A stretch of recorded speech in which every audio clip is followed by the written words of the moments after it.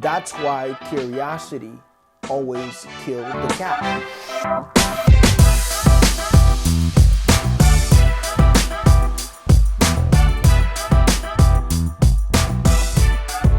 What's up, folks? Willz.P here. So you always hear people say that a dog is a man's best friend. But why not cats? Or do we just assume that cats are domesticated pets? But when you observe a cat's behavior from a distance, you realize that they don't like you to pet them right off the bat. First, they have to observe you, right? From a distance, they have to observe you. And then once they have decided that you're good company, then they would come to you and normally rub themselves in their tail on your leg to allow you to kind of signal to you that it's safe now to pet them. And typically, if you do it before that, you may not like the outcome. You see, I came across an interesting article about a research that was done back in 2007 at the Washington University School of Medicine. And the purpose for the research was for them to study hereditary diseases in domestic cats. And what they have found is that despite having shared household with human for at least 9,000 years, cats are only semi-domesticated. And that the only reason why they stick around at all is because they like getting treats and rewards. This means that cats would prefer to have lead a solitary life had they not been offered an extra incentive to stick around.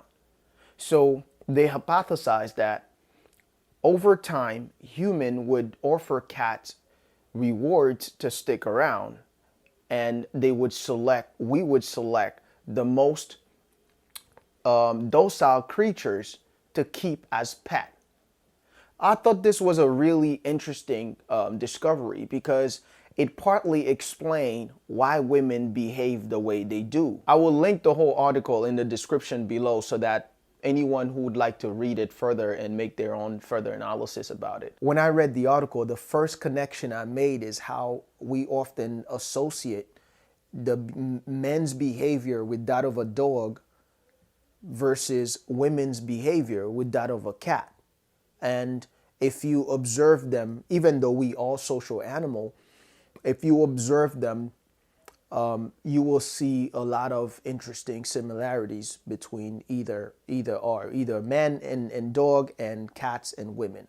So, which is why I always stress that men understand the nature of the woman he is dealing with.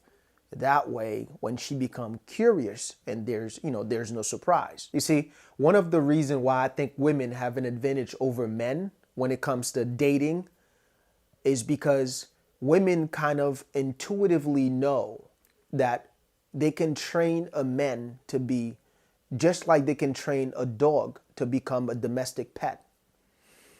All while she allowed the man to believe that he's got her on the hook. So in one of the videos I made, I mentioned how women don't want to be home doing house chores and be housewives and taking care of children and so on and so forth. Is that just like the cat, if given the choice, she would rather be outside, wander the streets. And we see that in our society. It's very prevalent in our society. When women are given the freedom to be outside and do what they want and go to work and make their own money, be quote unquote independent, they choose that over being housewives. Just like cats would rather choose to lead a solitary life as opposed to being domesticated. But when the rewards are there, like the cats would stick around because of the rewards, women seem to want to stick around or partly submit to a man only if he is a high value man. And for the purpose of this video only, we will reduce a high value man to a man who can take care of his family financially. Okay.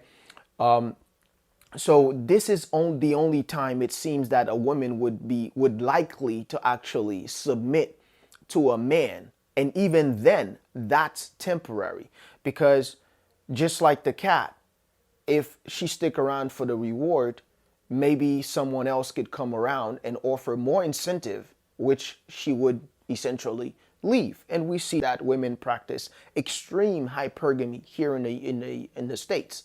And there's no telling, there's nothing really that's going to stop her from leaving if more incentives is offered to her. We have countless examples of this.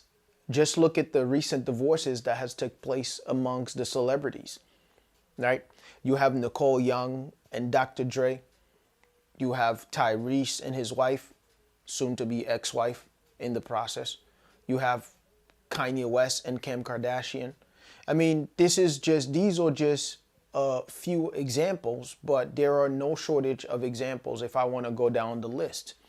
And I think it is an opportunity for us men that are coming up, into becoming high value men, or those of us that are already there, to actually understand we're not exempt from this, and to take lesson from those men, because the same thing that's happening to them can happen to us if we're not really paying attention to the patterns of how the game is being played.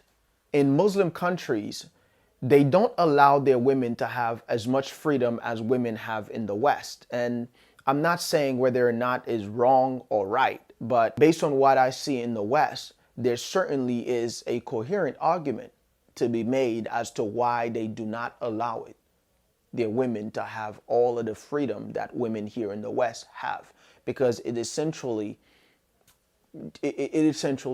destroy them, and they end up paying for it in the long run. So as the saying goes, she's not yours, it's just your turn. You see, just like a cat would only allow you to pet it after it has observed you from a distance and decide that you're good company, the same with a woman.